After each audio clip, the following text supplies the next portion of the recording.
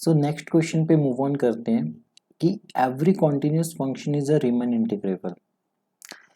बहुत important question है ये वाला, और ये बहुत बार पेपर्स में आ रखा है 2013 में, 16, 21, 22 में, पता नहीं कितनी बार ये पेपर में आ रखा है। और है कुछ भी नहीं है। हम स्ट्रक्चर समझते हैं। सबसे पहले क्या होगा, हमारे पास गिवन है कि जो एफ है वो कॉन्टिन्यूस फंक्शन है। तो कॉन्टिन्यूस फंक्शन होने की हमें यहाँ पे एप्सिलॉन डेल्टा डेफिनेशन अप्लाई करनी पड़ेगी। एप्सिलॉन डेल्टा डेफिनेशन अप्लाई करने के बाद हमें रीमन इंटीग्रेबिलिटी शो करनी है। तो उसके लिए हमें सिर्फ यूपीएफ माइनस एलपीएफ का डिफरेंस जो है वो लेस देन एप्सिलॉन शो करना है। तो यूपीएफ आपके पास देखो, यूपीएफ माइनस एलपीएफ क्या आएगा, अपर सम माइनस लोअर सम किसके इक्वल होते हैं, समीशन एम आई और यहाँ पे delta I minus small M I delta I. ठीक है, समीशन।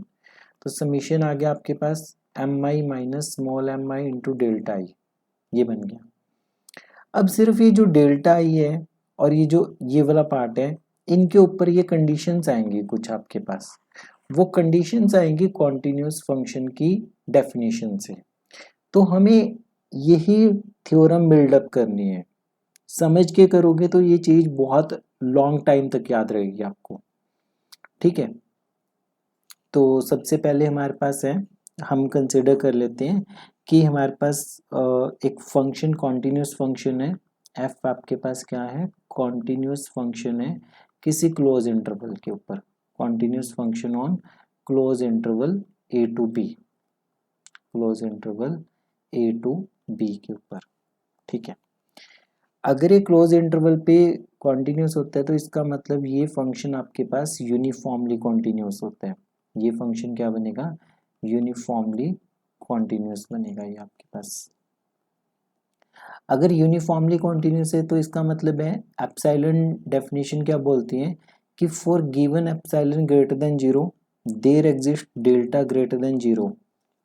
ठीक है, for given epsilon greater than 0 there exist delta greater than 0 that दैट कि F of X minus F of Y, F of X minus F of Y is less than epsilon upon B minus A. तो ये इससे छोटा होगा for all X Y belonging to A to B. ठीक है, whenever, जब कभी भी, व्हेनेवर आपके पास जब कभी भी mod x minus y less than delta हो, मतलब एक्स और वाई के बीच में अगर डिफरेंस डेल्टा से छोटा है तो एफ ऑफ एक्स और एफ ऑफ वाई के बीच में भी डिफरेंस इस नंबर से छोटा होगा। तो ये हम मान लेते हैं इक्वेशन नंबर 1। ठीक है, इसमें आपको एप्सिलॉन अपॉन बी माइनस ए ये कुछ इस तरीके से इसलिए चूज करना है क्योंकि जब हमारे पास लास्ट में यूपीएफ माइनस एलपीएफ आएगा तो ये फैक्टर कैंसिल आउट करने में हेल्प करेगा। डोंट वरी, आप इसको अभी के लिए याद रख लो कि हमें ऐसा पुट करना है यहाँ पे। ये स्टेप नंबर 1 आपका खत्म हो गया, यहाँ पे आपका स्टेप नंबर 1 खत्म हो गया। अब स्टेप नंबर 2 शुरू हो गया आपके पास। स्टेप नंबर 2 में हमने क्या किया कि लेट पी एक पार्टीशन बना ली। पी पार्टीशन में आपके पास क्या आ गया, एक्स नोट आ गया, एक्स वन आ गया, up to X N equal to B आ गया। A equal to X naught से लेके X N equal to B. ये पार्टीशन है आपके पास be a partition of A to B. इस क्लोज इंटरवल की आपने पार्टीशन ले ली और यहाँ पे जो नॉर्म ऑफ पी है वो डेल्टा से छोटा है। नॉर्म का मतलब ये होता है कि जो सब इंटरवल्स है आपके पास, जैसे x1 माइनस एक्स नॉट का जो डिफरेंस है वो बहुत छोटा डिफरेंस है।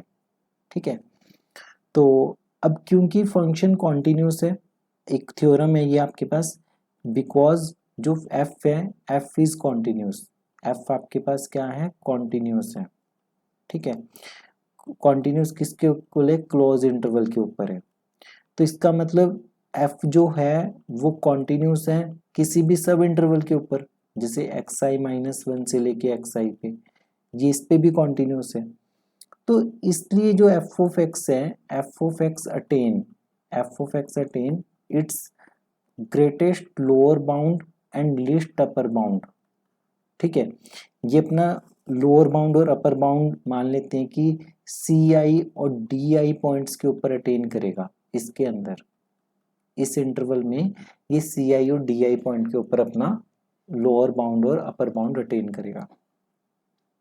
मान लेते हैं कि स्मॉल एम आई आपके पास किसके इक्वल आ गई, एफ ऑफ सी आई के इक्वल आ गया, और कैपिटल एम आई आपके पास किसके इक्वल आ गया, एफ ऑफ डी आई के बराबर आ गया, एफ ऑफ डी आई के बराबर।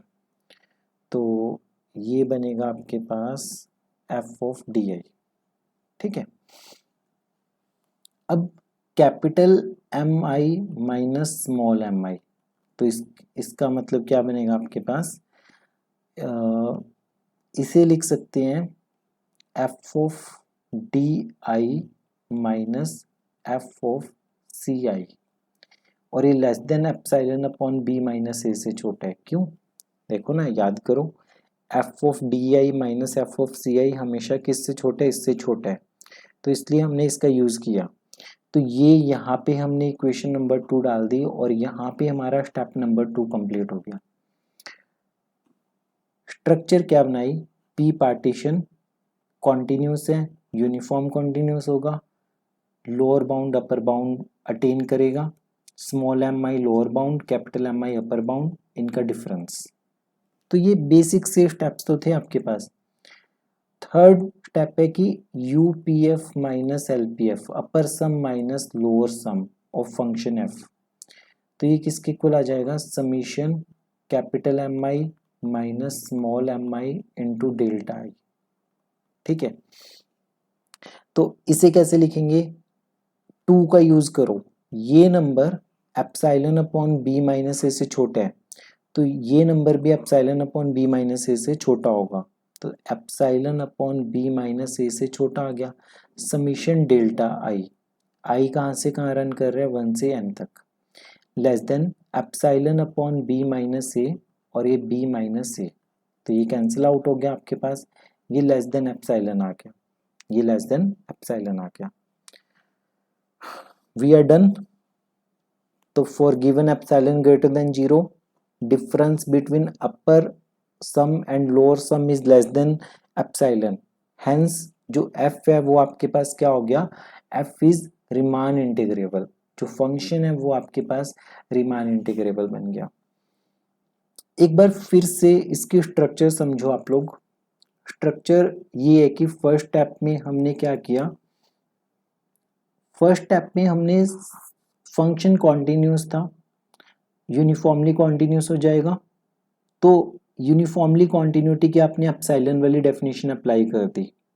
ठीक है, कि जो फंक्शनल वैल्यूज का डिफरेंस है, ये देखो, ये फंक्शनल वैल्यूज का डिफरेंस है वो इससे छोटा होगा व्हेन एवर जो x और y है उनका डिफरेंस डेल्टा से छोटा है। ये यूनिफॉर्म कॉन्टिन्यूटी की डेफिनेशन अप्लाई की आपने, इसमें मतलब ये आपको याद ही होनी चाहिए। फिर पार्टीशन कॉन्टिन्यूस है, यूनिफॉर्मली कॉन्टिन्यूस है, अपर और लोअर बाउंड्स आगे,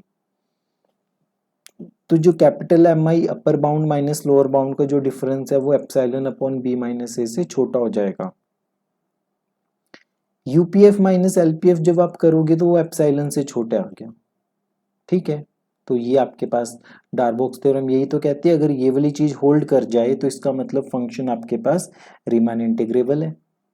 कंप्लीट हो गया आपका यहाँ पे क्वेश्चन पूरा का पूरा।